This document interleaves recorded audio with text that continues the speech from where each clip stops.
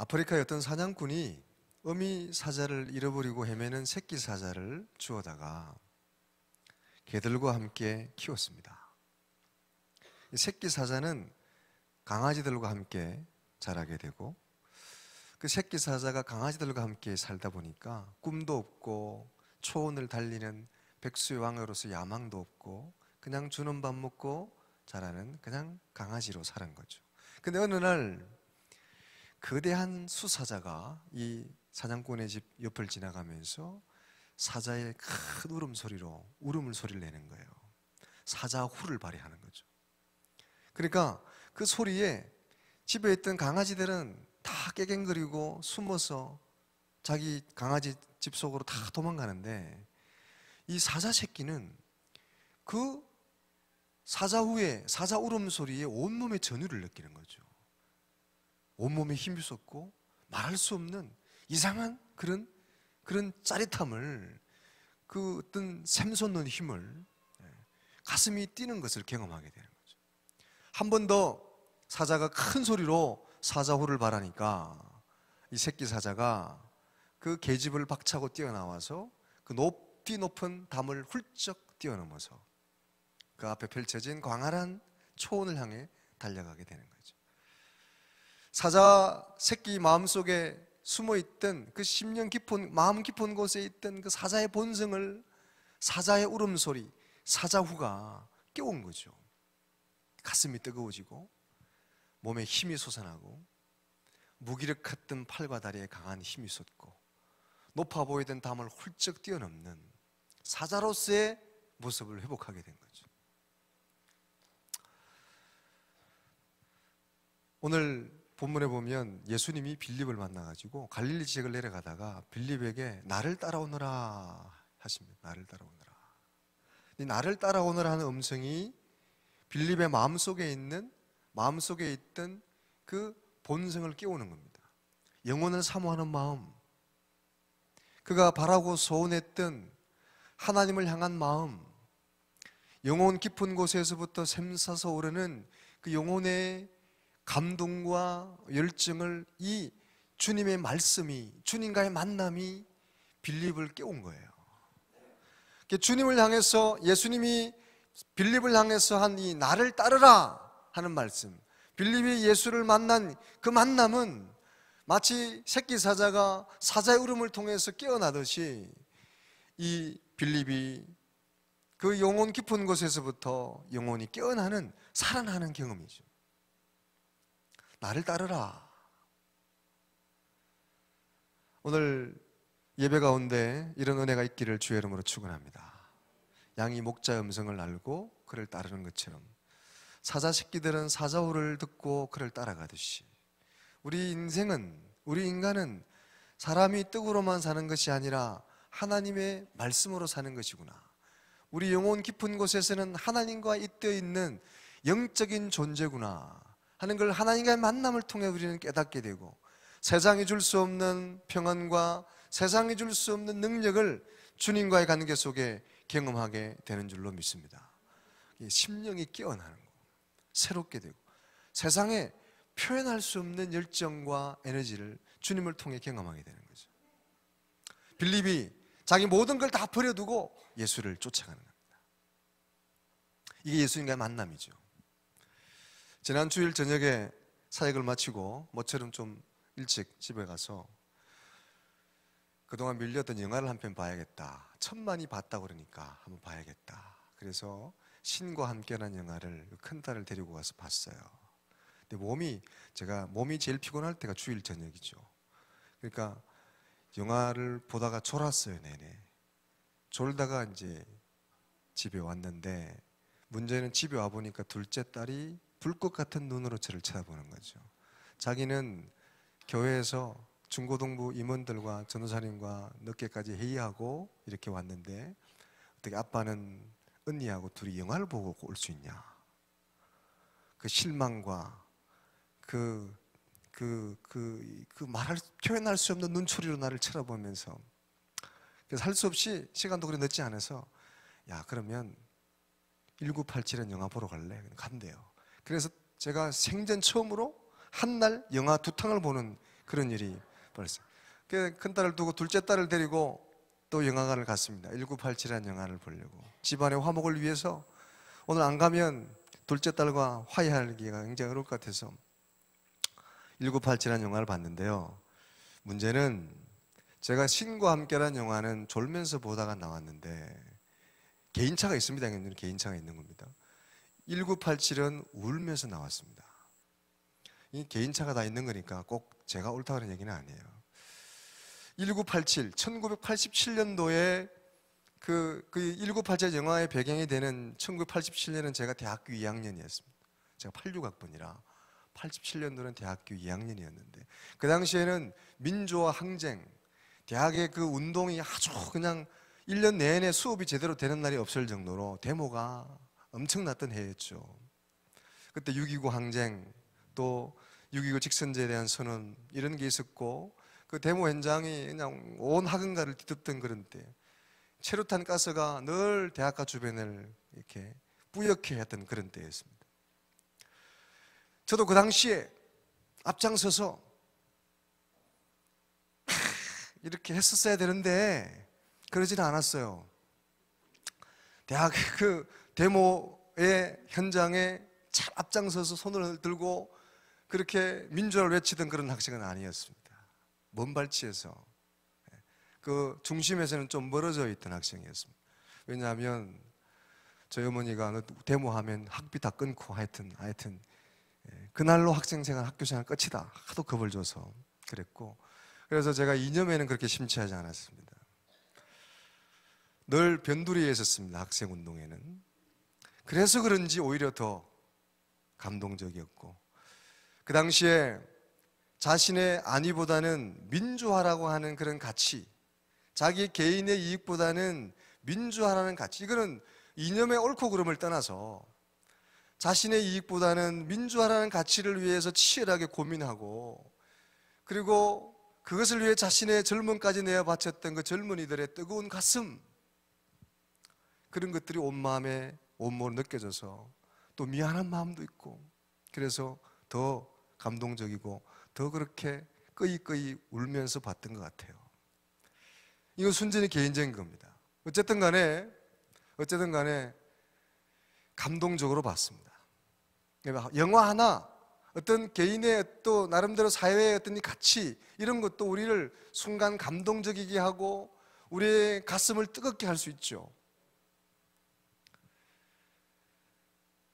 오늘 본문에 나오는 예수님이 갈릴리를 지나가다가 나다니엘을 만나고 그리고 빌립을 만난 사건, 빌립이나 나다니엘이 예수를 만난 사건은 이는 세상이 주는 감동 이상으로 그 영혼 깊은 곳에서 주님을 만나고 그래서 모든 걸 다 버려두고 주님을 쫓을 정도로 그 10년 깊은 곳에서부터 감동과 감사와 뜨거움,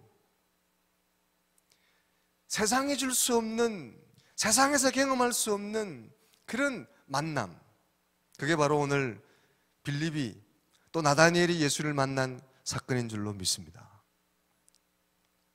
속에서부터 끓어오르는 감동, 10년 깊은 곳에서부터 영혼을 사모하는 마음, 그 마음이 주님을 통해서 새롭게 되고 깨어나게 되는 사건이죠. 나를 따르라, 나를 따르라. 중요한 건 빌립이 예수님을 만나고 난 이후에 자신이 만난 예수님을 나다니엘이라는 사람에게 전하죠. 너도 우리가 그 바라던 메시아를 내가 만났는데 너도 한번 가봐, 와서 보라. 그래서 예수님을 안내합니다. 그래서 빌립이 사실은 예수님을 만나는 데 있어서 나다니엘에게 있어서 예수님을 만나는 표적이 되는 거죠. 자기 주변 사람들에게 예수님을 전하는 표적이 되고 통로가 되는 겁니다. 이게 오늘 말씀의 주제가 되는 거예요. 우리도 주님을 만나고 주님을 만난 사람은 주변 사람들에게 그 사람들이 주님을 만날 수 있는 표적이 되고 통로가 되어야 될 줄로 믿으시기 바랍니다. 오늘 본문에 나다니엘이라는 사람이 나오는데 이 나다니엘이 어떤 사람이냐, 요한복음 곳곳에 나오는데요, 나다니엘의 원래 말씀의 그 글자 그대로 뜻은 하나님의 선물이다 이런 뜻이고 또 성경에 보면 바돌로메라는 사람이 나옵니다. 근데 신학자들은 이 나다니엘과 바돌로메가 동일한 인물이다.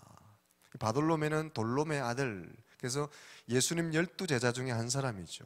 나다니엘이 바로 오늘의 이 만남을 통해서 예수님의 제자가 되고 나중에 예수님을 때문에 순교회까지 나아가는 그런 하나님의 주님의 제자가 되는 거죠. 나다니엘이 빌립을 통해서 예수님을 만나게 됩니다.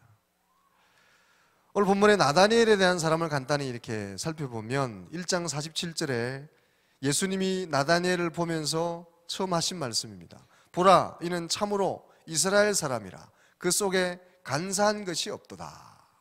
나다니엘이 어떤 사람이었느냐? 간사한 것이 없는 사람이었다. 참 이스라엘 사람이었다. 간사한 것이 없다는 것은 계산적이지가 않고 위선적이지가 않고 진실한 사람이었다. 좋은 사람이다, 이런 말이에요. 한마디로 사람이 괜찮은 사람, 정직한 사람, 진실한 사람이다, 이런 말입니다. 우리 주변에도 교회는 안 다니지만 사람이 인품이 좋은 사람들이 있어요. 사람 자체가 좋은 사람. 교회는 안 다니지만 성품이 좋은 사람. 나다니엘이 바로 그런 사람이었다는 거죠. 참 이스라엘 사람이고 그 속에 간사한 것이 없는 사람이에요. 참되고 위선적이지가 않고 반듯한 사람, 이런 사람이 나다니엘이었어요. 근데 교회를 안 나오는, 하나님에 대해서는 부정적인 사람이었어요. 예수님이 자신을 알아보자 나다니엘이 놀라서 어떻게 저를 아십니까? 나다니엘이 물으니까 예수님이 다시 빌립에게 말합니다. 나다니엘에게 말하는데 48절에 보면 빌립이 너를 부르기 전에 내가 무화과 나무 아래 있을 때 내가 보았다. 이 나다니엘이 무화과 나무 아래에 있는 것을 예수님이 보았다는 거예요. 갈릴리 지방의 무화과 나무는 크게 자라는 나무는 한 4m까지 자라고 또 옆으로 한 7m까지 이렇게 우거져서 사람들이 그 나무 아래에서 얘기도 하고 대화도 하고 교제도 하는 그런 우리나라의 정자나무 같은 곳. 그 당시에 극소수의 귀족들만 자기 방에 서재가 있고 거실이 있었으니까 그 당시에 서민들은 이 무화과 나무 아래에서 만남도 가지고 대화도 나누고 또 여러 가지 토론도 하고 하는 그런, 요즘 말로 하면 카페 같은 곳이고 쉼터 같은 곳이었어요. 그곳에서 나다니엘이 뭘 했냐? 나중에 빌립이 나다니엘에게 찾아가서 한 말 45절의 말씀을 보면 모세가 율법에 기록하였고 여러 선지자가 기록한 그 일을 우리가 만났으니 요셉의 아들 나사렛 예수시나. 그러니까 그곳에서 뭐 했냐 하면 주로 율법을 연구하고 선지자를 기다리고 서로 토론하고 그렇게 시간을 보내는 곳이 바로 무화과 나무 아래였습니다. 그러니까 정리하면 뭐냐 하면 나다니엘이라는 사람이 어떤 사람이냐? 나다니엘은 성품이 좋은 사람, 착한 사람, 반듯한 사람, 거기에다가 종교심도 좋은 사람, 그래서 율법에 대해 관심도 많고 메시아도 기다리고 있는 그런 사람이었어요. 좋은 사람이었습니다. 반듯한 사람이었어요. 그런데 예수님에 대해서는 냉정한 사람이었습니다. 우리 주변에도 전도해 보면 세상에 착하고 선하고 좋은 사람들인데 교회 얘기만 하면 부정적인 사람들이 있습니다. 시큰둥하고 차가운 반응을 보이는 사람. 워낙 사람이 좋고 성품이 좋아서 교회에 나가자면 그러면 금방 나올 것 같은데 교회 얘기만 하면 차가워지는 사람. 나다니엘이 딱 그런 사람이었습니다. 다른 건 다 좋은데 교회 얘기를 못하게 하는 사람. 그래서 오늘 빌립이 나다니엘에게 예수님을 소개할 때 45절에 보면 여러 선지자가 기록한 그 일을 만났으니 요셉의 아들 나사렛 예수시니라. 우리가 알고 있는 것처럼 율법에서 여러 선지자들이 소개한 그 메시아가 그 주님을 우리가 만났는데, 내가 만났는데 그분이 누구냐 하면 요셉의 아들 나사렛의 예수다. 나사렛 예수다. 이게 중요한 건 나사렛 출신, 나사렛 지방의 예수라는 거예요. 그래서 나다니엘은 나사렛에서 무슨 선한 게 나겠느냐 그러면서 거부하는 거죠. 콧방귀를 끼는 겁니다. 그 당시 유대인들이 가지고 있던, 이스라엘 사람들이 가지고 있던 편견이 갈릴리 지방 나사렛은 아주 낙후된 지역, 달동네 같은 곳, 그곳에서 인물이 나올 수가 없는 곳, 그런 곳이 바로 갈릴리 지역이고, 갈릴리 지역 중에도 제일 깡촌이 나사렛이라서 그곳에서는 인물이 나올 수가 없, 선한 일이 일어날 수가 없다, 그런 편견을 가지고 있었습니다. 여러분들은 들으면 기분 나올지 모르지만 강원도 외에 사는 사람들이 강원도 지역을 폄하할 때 뭐라고 그럽니까? 강원도 두메산골이라고 그랬죠. 근데 제가 강원도 와보니까 강원도가 그렇지 않아요. 여기 또 춘천은 더군다나, 할렐루야? 춘천 수준이 굉장히 높은 것 같아요. 인천 못지않은 것 같아요. 인천보다 더 높은 것 같아요. 근데 폄하할 때 그렇게 얘기하죠. 강원도 두메산골.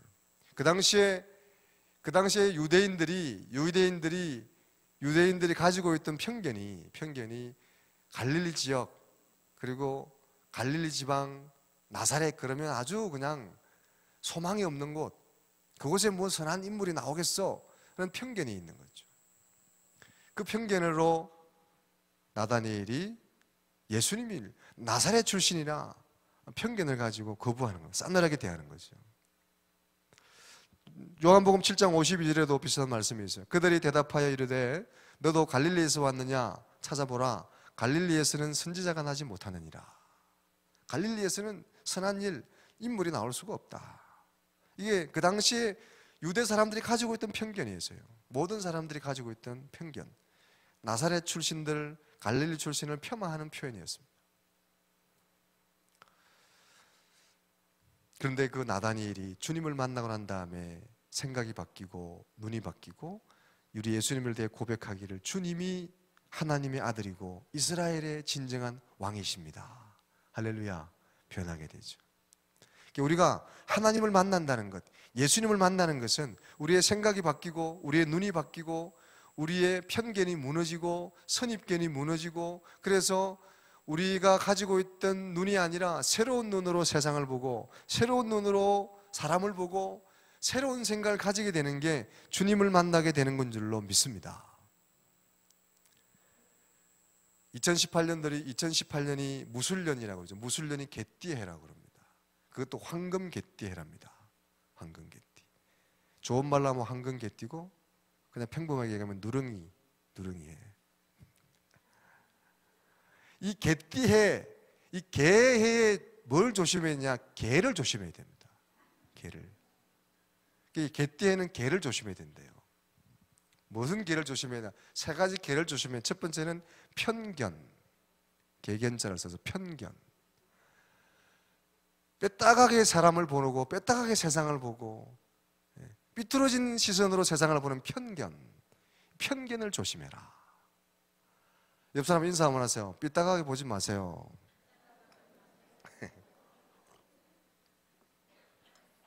모든 사물을 가능성을 가지고 보시고 바르게 보세요. 이렇게 보지 말고 똑바로 보라는 거예요. 편견. 이게 우리가 개에 조심해야 될. 두 번째 조심해야 될 개가 뭐냐? 참견. 쓸데없이 낄낄 빠빠. 낄 때 끼고 빠질 때 빠지라. 낄 때도 아닌데 끼어가지고 참견해가지고 봉변을 당하지 말고 낄 때와 빠질 때를 잘 구분해라. 우리 교회 다니는 사람 여러분들은 어디가 낄 때입니까? 예배의 자리. 할렐루야. 연초부터 여러분 예배 자리, 여러분 있어야 될 곳에, 여러분 끼워주도 않는 세상 곳에 가서 헤매지 마시고 여러분의 자리를 지켜야 되고 여러분 있어야 될 예배 자리, 하나님을 찾는 곳에 여러분이 함께 하실 길을 바랍니다. 참견. 세 번째 개는 뭐냐? 선입견. 고정관념. 자기가 가지고 있는 선입견으로 사람을 판단하고 세상을 판단하고 사물을 판단하는 선입견. 섣불리 판단하지 마라. 저런 사람은 저럴 거야, 저 말은 저런 거야, 이렇게 판단하지 마라. 섣불리. 그 속을 어떻게 알아? 사람 속을 누가 알아요? 10길 물러나서 사람 속을 모른다고 그래. 한 길 사람 속을. 그의 형편과 사정이 어떨 줄 알고 미리 판단하고 정죄하냐 말이에요. 선입견을 가지지 마라. 그래서 이 개띠해에, 개해에 이 세 가지 이 개떼들을 조심해야 돼. 편견, 참견, 선입견. 그래서 여러분 행복한 한 해를 이루어 가시기를 주의 이름으로 축원합니다.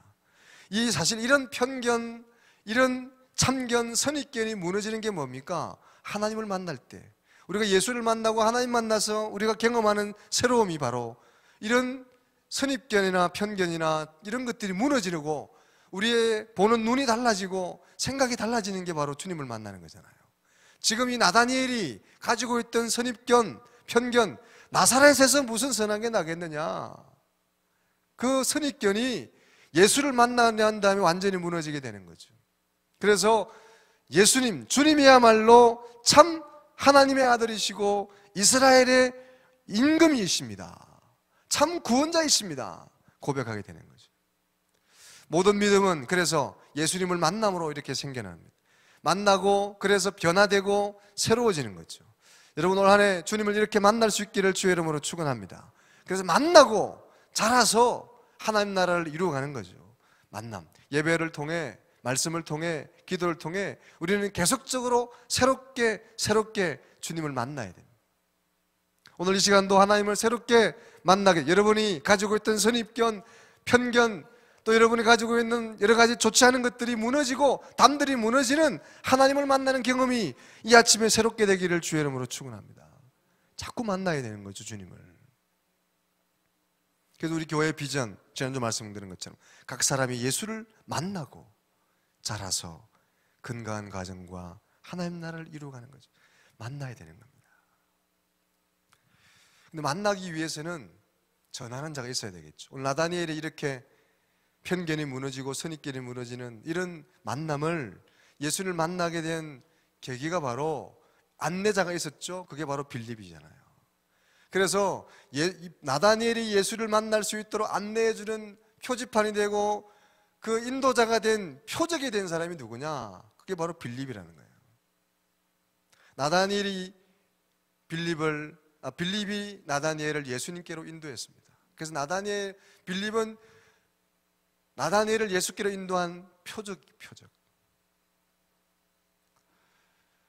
그래서 오늘 당신이 표적입니다, 그렇게 오늘 말씀의 제목을 삼았는데, 빌립이 예수를 만나고 나다니엘이 예수를 만날 수 있는 표적이 된 것처럼 우리 믿는 사람도 주님을 만나야 되고, 그리고 내가 다른 사람이 주를 만날 수 있는 표적이 되는 삶을 살아가야 되는 줄로 믿으시기 바랍니다. 그래서 사실 요한복음은 표적의 책입니다. 예수님도 하나님을 만날 수 있는 표적이 되신 분이에요. 생명의 떡으로 오시고 생수로 오셔서 많은 사람들이 하나님을 알 수 있도록 자신이 친히 표적이 되셨습니다. 그래서 요한복음 20장 30절 이하에 요한복음을 쓴 이유를 뭐라고 얘기하냐면, 이 책을 쓰는 이유는 모든 사람에게 예수를 증거하기 위함이다. 모든 사람들이 이 요한복음이라는 성경 말씀을 통해 하나님을 알고 예수님을 알게 하려고 하는 표적이 바로 이 말씀이다. 이게 목적이 아니고 이걸 통해 주님을 알게 되게 한다는 거죠. 예수님도 예수님 자신이 보여지는 것이 아니라 하나님이 보여지도록 표적이 되신 분이에요. 그러니까 표적이 없으면 우리가 하나님을 볼 수 없다는 거죠. 요한복음에 있어서 제자가 된다는 건 우리가 하나님을 만나고 주님의 표적이 되는 겁니다. 그래서 오늘 본문에 나오는 빌립이 예수를 만나서 나다니엘을 예수께로 인도하는 표적이 되는 이 장면이 굉장히 중요한 거예요. 어떻게 보면 요한복음의 주제가 목적이 되기도 하는 겁니다. 예수님의 제자라면 우리가 예수를 만나고 예수님의 표적으로서 살아가는 것이 마땅한 줄로 믿으시기 바랍니다. 빌립이 나다니엘에게 한마디 와보라, 굉장히 신학적이고 굉장히 의미가 있는 말씀이에요. 자기가 예수를 만나고 그런 다음에 나다니엘을 향해서 와보라, 그 편견을 가지고 있고 믿지 않는 나다니엘을 향해서 와보라, 와서 네가 직접 봐라. 나는 모르지만, 나는 부족하지만 나를 보지 말고 내가 가르치는 저 예수님을 바라봐라. 내 존재감은 사라지고 나는 그 뒤에 감춰지고 내가 가르치는 저분을 바라봐라, 이런 말씀이에요. 표적은 목적을 가르치는 손가락이에요, 손가락.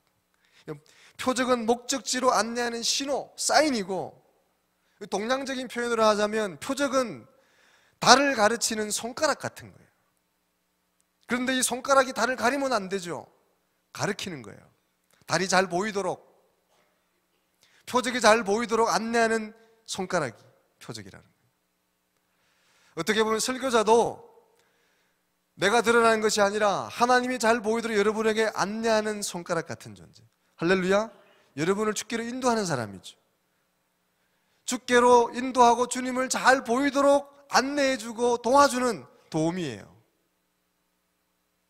찬양도 마찬가지입니다. 찬양단들은 왜 가운을 다 벗어버렸어요? 찬양대가 앞에서 찬양할 때 가운을 입죠. 왜 가운을 입습니까? 여러 가지 의미가 있지만 자신을 가리는 거죠. 내가 드러나는 것이 아니라 찬양을 통해 하나님의 영광이 돼요. 나는 가려지고 찬양이 하나님께 올려드립니다. 찬양단이 드러나는 것이 아니라 그 찬양을 통해서 하나님을 가리키는 표지가 되는 거예요. 하나님을 만날 수 있게 하는 도구가 되는 거예요. 은혜의 도구가 되는 겁니다. 성가대도 마찬가지. 앞에 찬양하는 찬양단도 마찬가지죠. 자신이 드러나는 것이 아니라 찬양을 통해서 사람들이 하나님을 볼 수 있게, 하나님을 가르칠 수 있게 가르치는 표지가 되는 거예요. 근데 이 손가락이 하나님을 가리면 안 되는 거예요. 나는 사라지고, 우리가 흔히 하는 기도, 나는 십자가의 뒤에 가려지고 십자가만 드러나고 예수가 드러나는 거예요. 할렐루야. 찬양단, 찬양하시는 분들이 싫어하는 표현이 있어요. 준비 찬양이라는. 준비 찬양이 어디냐? 찬양은 다 찬양이고 그거 다 그냥 찬양이 다 하나님께 드려지는 건데, 근데 저는 준비 찬양의 단어가 나쁜 표현이라고 생각하지 않아요. 왜냐하면 우리가 준비 찬양하면서 우리의 마음이 하나님께로 향할 수 있고 하나님을 바라볼 수 있게 한다면 그보다 더 귀한 게 어디 있어요? 예배 전에 세상에 마음이 쏟아 있고 산만해져 있고 세상에 가 있던 우리의 마음을 찬양을 통해 모두고 모아진 그 마음이 하나님을 바라볼 수 있도록 우리의 마음을 준비시켜주면 그보다 더 좋은 게 어디 있어요?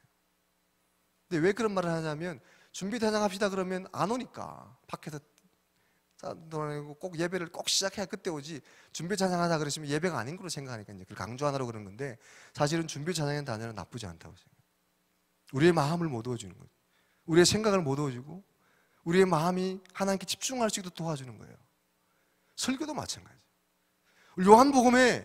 요한복음에 가장 큰 자로 표현한 세례 요한이 자기를 뭐라고 얘기했냐면, 나는 내 뒤에 오시는 분을 준비하는 사람이다. 주님의 길을 준비해 주는 사람이지 내가 주인공이 아니다. 내 뒤에 오시는 그분을 나는 준비하는 사람. 그런데 그 준비하는 사람을 예수님은 여자가 낳은 중에 가장 큰 자라, 그렇게 표현해요. 사람이 할 수 있는 가장 귀한 일이다, 이렇게 표현했어요. 그러니까 요한복음에서는 예수님의 말씀, 하나님의 말씀도 그렇고 모든 게 다 하나님을 바라볼 수 있는 표적이 되는 거예요. 예수를 만날 수 있는 표적이 되고 예수를 만날 수 있는 길이 되어주고 사인이 되어주는 겁니다. 그래야 우리가 주를 바라볼 수 있기 때문에. 사람만 그런 게 아니라 기적도 마찬가지. 갈릴리 가나 혼인잔치에서 예수님이 베푸신 기적도 그 기적을 통해서 사람들이 주를 바라볼 수 있는 사인, 표적이 되어준 겁니다. 안내자요, 인도자요, 표지판이 되어준 거죠. 우리는 가려지고 예수가 보여야 되는 거죠. 그래서 표적의 사명은 가리키는 거죠. 근데 중요한 거는 그냥 가리키는 것이 아니라 같이 바라봐야 되는 거예요. 표적은 목적을 가르치는 손가락인데, 이 손가락이 달을 가려서도 안 되고, 가르치는데, 제가 여러분들에게 표적을, 예수를 가리키는 손가락인데, 이 손가락을 이렇게 하면서 여러분들 예수님을 바라보십시오, 그리고 나는 딴 데 보고 있으면 안 되고 같이 바라보는 거죠. 같이. 빌립은 나다니엘을 예수께로 인도했지만 너는 가라, 나는 안 가겠다가 아니라 같이. 가끔 그런 사람이 있죠. 너는 잘 믿어라, 나는 이제 됐다. 너는 열심히 해라, 나는 이제 손 띨란다. 같이 바라봐야 되는 거죠. 할렐루야. 빌립은 나다니엘과 함께 주님을 가르치고 그분과 함께 가고, 그래서 예수님의 제자로서 주어진 사명을 다 감당해. 사랑하는 여러분, 예수님을 더 깊이 만나는 한 해가 되시기를 주의 이름으로 축원합니다. 예수를 만나야 돼요. 그래야 우리의 편견이 무너지고 생각이 새로워지고 마음이 새로워지는 겁니다. 근데 만나는 것을 끝나지 아니하고 우리가 만난 그 하나님을 가르치는 표적의 삶을 살아야 돼요. 삶을 통해, 말씀을 통해, 전하는 걸 통해 우리가 표로 삼은 하나님의 사랑을 경험했으면 그 사랑을 세상에 전하는 표적의 삶을 살아야 되는 거죠. 보여주고 안내해주고 내 자신의 삶 자체가 예수님의 길을 안내하는 표적이 되는 삶. 예수님도 미명시간부터 깨어서 기도하며 자신이 하나님의 표적이 되는 삶을 살았던 사람. 그리고 제자들도, 제자라면 적어도 요한복음에서는 우리가 하나님의 예수님을 보여주는 표적으로 삶을 살기를 원하고 계십니다. 사랑하는 주님교회 성도 여러분, 올 한 해 더욱더 주님을 깊이 새롭게 주님을 만날 수 있게 되기를 주의 이름으로 축원합니다. 그래서 여러분 생각이, 눈이 바뀌고 담이 무너지고 세상에 줄 수 없던, 세상에서 경험하지 못했던 감사와 기쁨과 은혜를 경험하시고 세상의 가치를 가지고 숭고하게 헌신하는 사람을 봐도 우리가 감동하는데 우리 하나님의 말씀, 우리 심령 깊은 곳에서 우리 영혼이 바라보는 그 우리의 본질이 되는 그 하나님을 경험할 때 주는 그 감동과 기쁨과 은혜들을 마치 새끼 사자가 경험한 그 사자후의 경험들을 오늘 말씀을 통해, 주님을 통해, 예배를 통해 경험하게 되시고, 그래서 영혼이 살아나고 여러분 심령 깊은 곳에서 끌어오르는 그런 감동과 감사와 열정을, 남다른 은혜를 경험하게 되시기를 주의 이름으로 축원합니다. 그리고 그 은혜를 전하고 그 은혜가 다른 사람들이 그 은혜를 볼 수 있는 표적이 되는 삶을 통해, 전도를 통해, 전하는 것을 통해, 오늘 특별히 빌립이 와서 보라, 나는 가려지고 나는 아니지만, 나는 뒤에 감춰주지만 저분을 너희가 와서 봐라. 표적이 되는 삶. 올 한 해는 좀 주변 사람들에게 이렇게 가르치는, 표적이 되는 삶을 사시기를 주의 이름으로 축원합니다. 할렐루야. 옆 사람 인사하세요. 표적이 됩시다. 표적이 됩시다. 삶을 통해서, 전도를 통해. 올 한 해 무엇보다 우리가 하나님 사랑을 세상에 전하는 교회인데 말로만 그러지 말고 구체적으로 삶을 통해서 그렇게 하시고, 여러분 연초에 전도 작정하신 것처럼 꼭 몇 분은 교회로 인도하고 그렇게 사시고, 꼭 빌립이 나단에 인도하는 것처럼 여러분 주변 사람들을 전도하는, 결단하셔서 전도하시는 여러분 되시기 바랍니다. 적어도 한 명 이상은 지금. 할렐루야. 또 대답 안 하시지. 표적이 되는 삶. 표적이 되는 삶. 올 한 해 주님을 더 깊이 만나시고 또 내 자신이 그렇게 표적이 되는 삶을 바르게 올곧게 삶을 통해서, 때로는 말을 통해, 손가락을 통해 가르쳐 주시고, 나는 가려지고 나는 덮어지고 나는 감춰지고 겸손하게 주님만 드러내는, 그래서 우리 주님이 영광 받으시는 그런 한 해를 살아내는 여러분 다 되시기를 주님의 이름으로 축원합니다. 기도하겠습니다.